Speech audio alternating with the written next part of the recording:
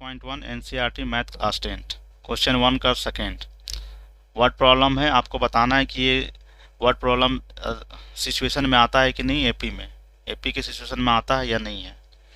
तो the amount of air present in cylinder when A vacuum pump removes 1/4 of the air remaining in the cylinder eight A time. बोला जा रहा है आपको कि किसी सिलेंडर में हवा जो है, हवा की मात्रा, जबकि निकालने वाला पंप जो है प्रत्येक बार सिलेंडर का शेष हवा का 1/4 भाग बाहर निकाल देता है। मतलब कोई सिलेंडर में जो एयर है कितना मात्रा में ये नहीं मालूम है।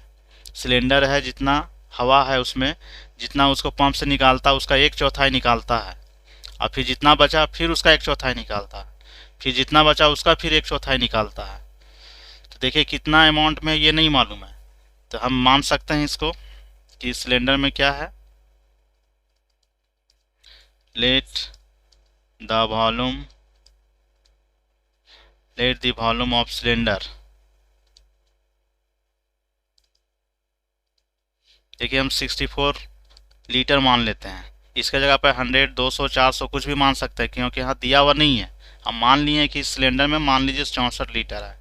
अब बोलिए कि 64 लीटर ही क्यों ले रहे हैं, क्योंकि 1/4 काटने में हमको सुविधा होगा, राउंड फिगर में आएगा। इसके जगह पे आप 100, 300, 400 कुछ भी मान के बना सकते हैं। इसको चेक करना है आपको कि एपी में आता है कि नहीं। और एपी में चेक करने के लिए क्या होता है कि कॉमन डिफरेंस सेम आना चाहिए। यदि कॉमन डिफरेंस सेम आया तो समझिए एपी में है, और कॉमन डिफरेंस सेम नहीं आया तो नहीं होगा। तो हम मान लिए 64 लीटर है, इस सिलेंडर में 64 लीटर है। तो बोला क्या जा रहा था कि 64 जो लीटर है उसका 1/4 है ना, निकाल लेता है। कौन निकालता है, इंटू यहाँ करेंगे 64 का 1/4 पाइप से निकाला जा रहा है। तो देखिए तो ये कितना बार कटेगा, 16 बार में। तो हो गया कितना, 64 में 16 घटाएंगे तो कितना हो जाएगा, 48 आ जाएगा। ये बोला। फिर यहाँ पे देखिए अब जितना रिमेनिंग बचा, इतना एयर बचा है, अब फिर इसका 1/4 किया जा रहा है। तो हम लिख सकते हैं 48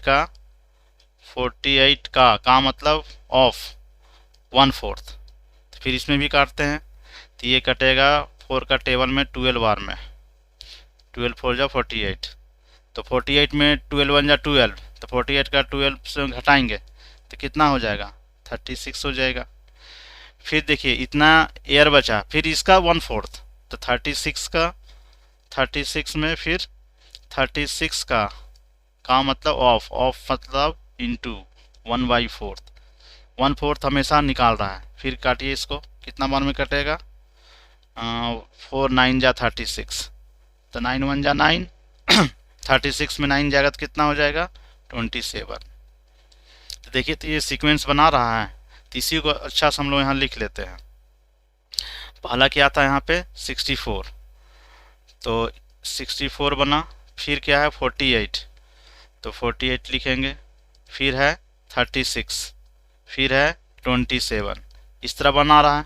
तो कॉमन डिफरेंस क्या सेम है इसमें, देखते हैं हम लोग। कॉमन डिफरेंस क्या होता है, आप लोग बताए थे कॉन्सेप्ट में कि ये जो सीक्वेंस बना रहा है उसको A1 कहते हैं, इसको A1, इसको A2 कहेंगे, इसको A3 कहेंगे, ये A4 कहलाएगा। मतलब first term, second term, third term, fourth term. तो कॉमन डिफरेंस का फार्मूला क्या लिखवाए थे, कॉमन डिफरेंस इक्वल टू क्या होता है, सेकेंड टर्म में फर्स्ट टर्म घटाएंगे। सेकेंड टर्म कितना है 48 माइनस 64, तो 48 में प्लस माइनस माइनस हो गया, तो 48 प्लस माइनस माइनस 64 में 48 जाएगा तो कितना हो जाएगा, -16। ये देख लिए। फिर दूसरा कॉमन डिफरेंस हम निकालते हैं, सेकेंड टर्म में फर्स्ट टर्म घटाएं, अब थर्ड टर्म में सेकेंड टर्म घटाएंगे, तो third term minus second term, third term कितना है 36 माइनस सेकेंड टर्म 48, तो प्लस माइनस माइनस 48 में 36 जाएगा तो कितना होगा, -12। फिर एक और निकालते हैं। अब क्या निकालेंगे, थर्ड टर्म में सेकेंड टर्म घटाएं या फोर्थ टर्म में थर्ड टर्म घटाएंगे, fourth term minus third term, तो फोर्थ टर्म कितना है 27 माइनस माइनस कितना होगा 36, कितना होगा प्लस माइनस माइनस माइनस हो गया, तो 16 में 7 गया 9 और 2 में 2। तो देखिए तो यहाँ पे कॉमन डिफरेंस सेम नहीं आ रहा है, एक कॉमन डिफरेंस 16 आया, यहाँ 12 आया, यहाँ भी डिफरेंट आ गया, तो कॉमन डिफरेंस सेम नहीं आ रहा है। इसका मतलब क्या है कि एपी में नहीं है। तो यहाँ लिखेंगे since common difference are not same, common difference, और डिफरेंस को डी से डिनोट करते हैं, common difference are not same.